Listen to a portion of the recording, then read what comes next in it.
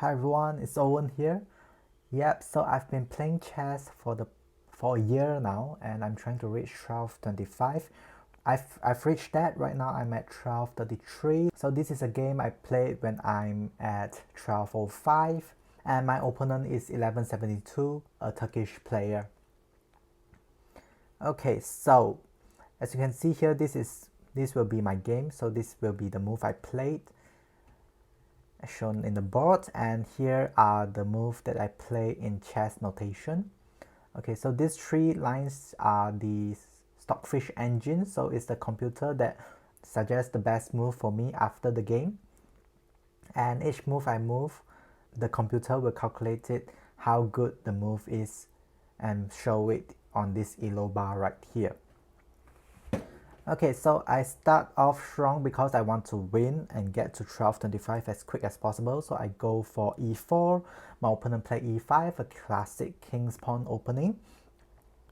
I then go for knight f3, knight c6, this is a king knight variation for the king's pawn opening. I proceed to play the Scotch games, which I'm very familiar with. So the Scotch game is a classic opening. It is fast enough to take the white's minor pieces out, and yeah, you can develop very fast with this opening and also master it as well. So it's very versatile and can transpose to others openings as well. So here, if my opponent takes it, it will be a Scotch Gambit, but they did not take it. They go d6 instead, and then I try to develop my light square bishop out. So light square bishop to c4 here, and my opponent takes my pawn. So normally you can take and exchange your knight, bring out your queen, but I figure here my queen will be out too early. It will be quite a target for my opponent, and I have to play against my opponent tempo and not mine, which I do not want. So I keep the tension by not taking the pawn on d4. Instead, I castle, and then my opponent play h6 to stop a dark square bishop to target the queen here, or my knight to g5, creating a fried lever attack essentially. So yeah, h6 stopping all of that. I go for c6, a move that I hope my opponent to take and let me bring out my knight again to develop my pieces.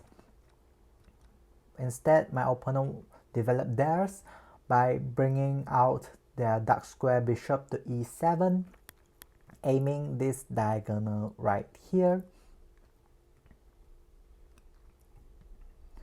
Okay, so now I thought, why not take this pawn? Well, it's free, so I go ahead. There's no gambit of some sort, and if they exchange, I'll be winning material, not them. Yeah, so taking this pawn has two folds. One is the most important one, which is to gain center as much as possible, which is what you want to do in chess. And then two, I'm planning to bring out this pawn out here to target this knight here, and yeah, some other play as well. So I can do this, exchange the queen, and I have a better position. Okay, so I take it. My opponent go bishop to g4, a pretty good move. Yeah, so my opponent wants to pin my knight, so my knight can't move, otherwise I lose my most powerful piece in chess, which is the queen. So I can't move my knight, and I can't move my queen that much as well, because if I move my queen, my position will be ruined. So you don't want your king to be exposed in the open like this. Instead, you want to keep your king as close as possible in the early games, so it won't be a target to these many pieces by the opponent. Right, so this move is relatively okay.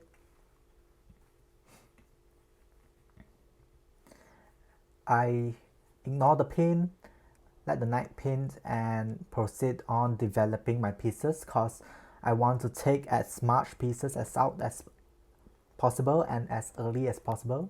So right now, if you can see here, I have 1, 2, 3, 4, 5 pieces developed, leaving just 3, while my opponent still have 5 pieces not developed yet.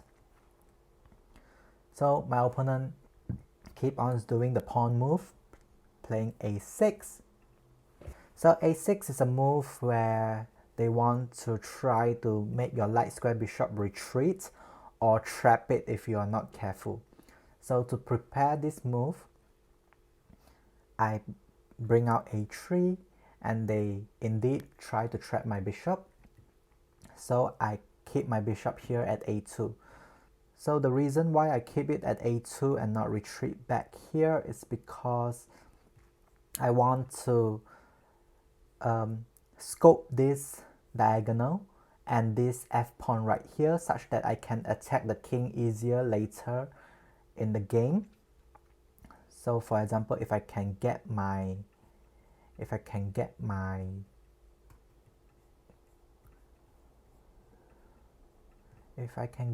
queen over here, this will be very good for me because I can attack it and it will be a mate, or I will have a very good position like that. Okay, so bishop to a2, keep on scoping this f pawn right here. Now next, my opponent move queen to b8.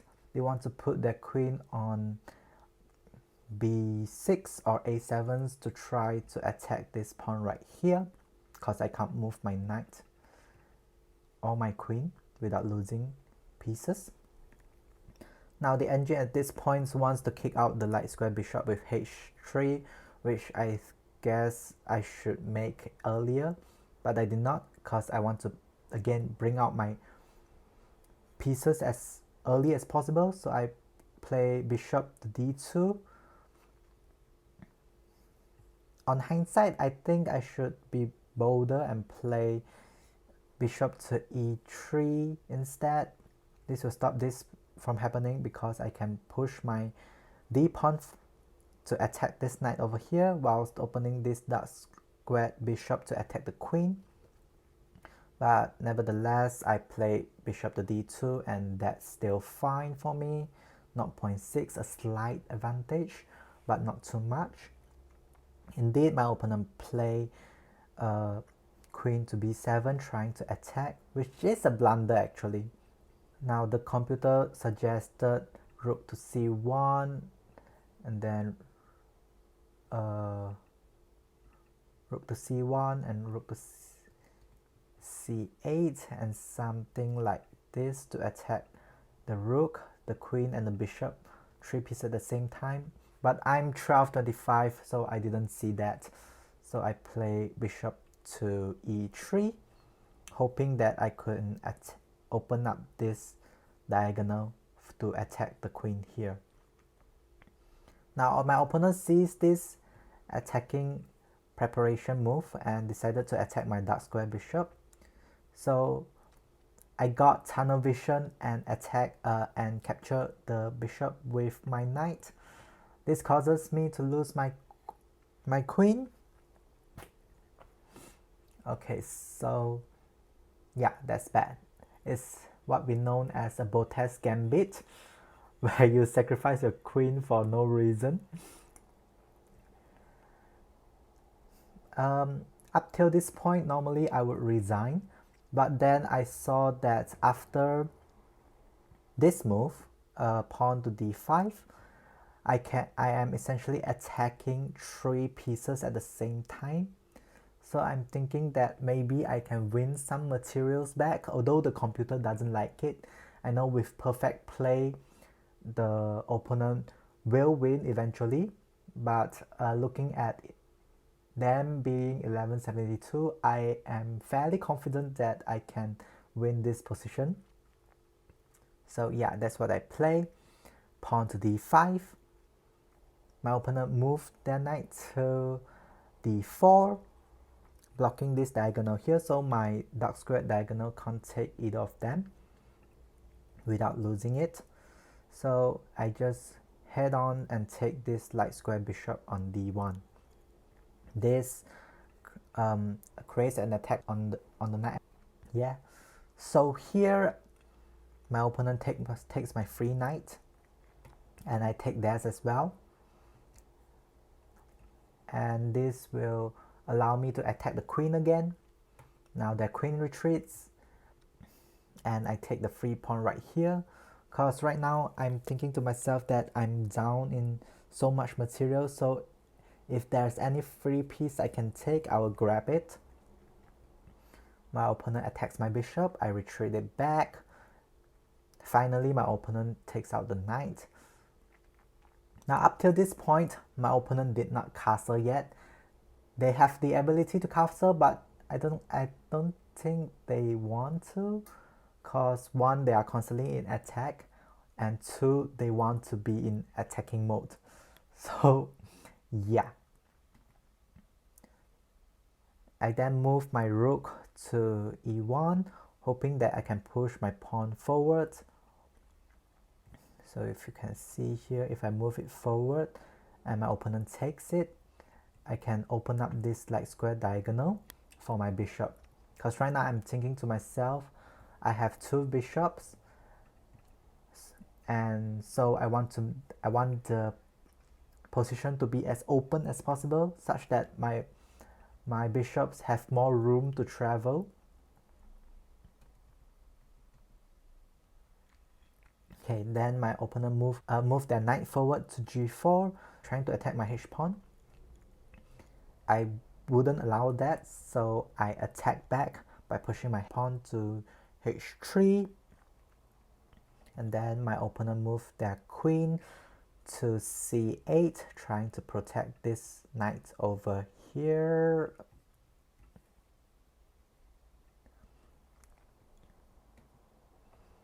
I proceed with my plan, trying to open up my position as much as possible.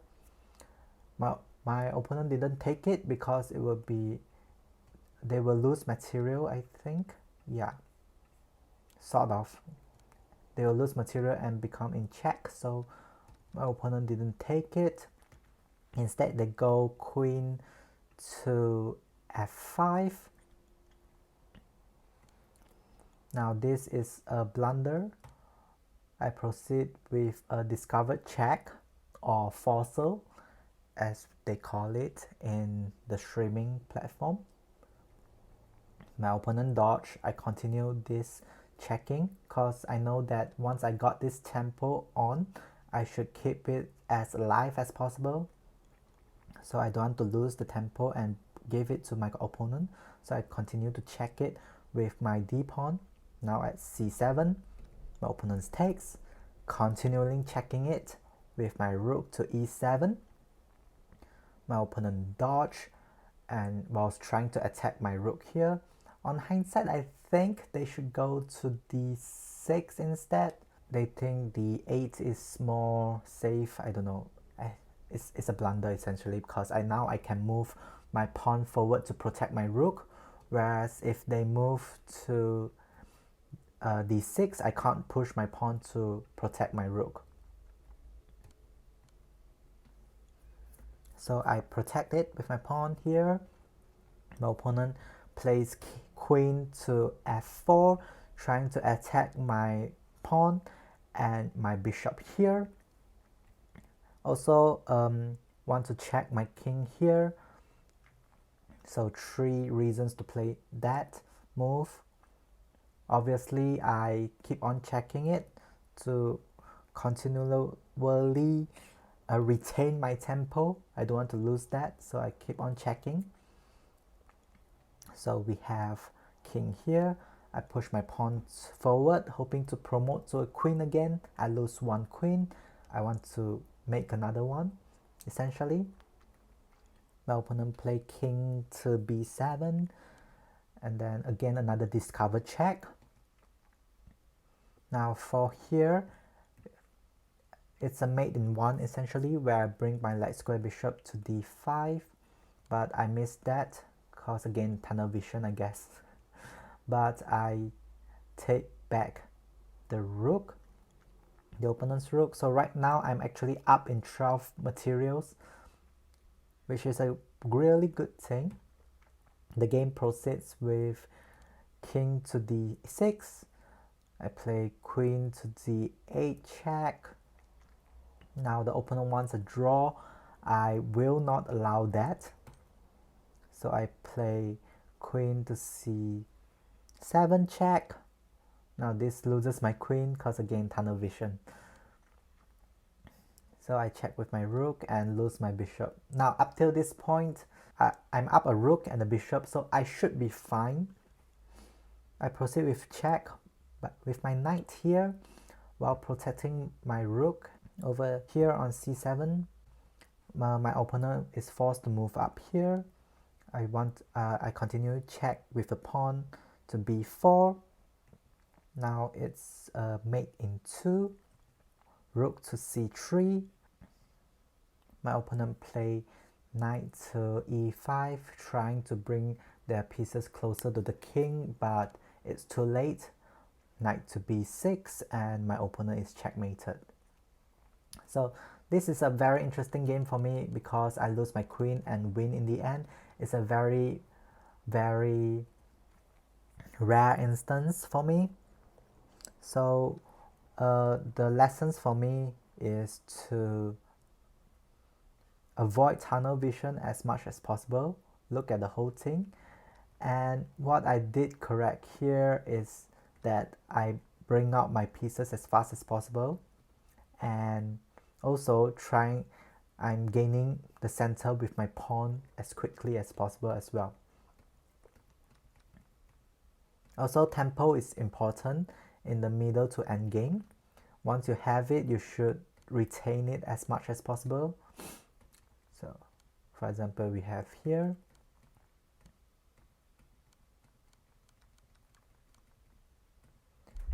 and yeah, that's it. See ya, bye.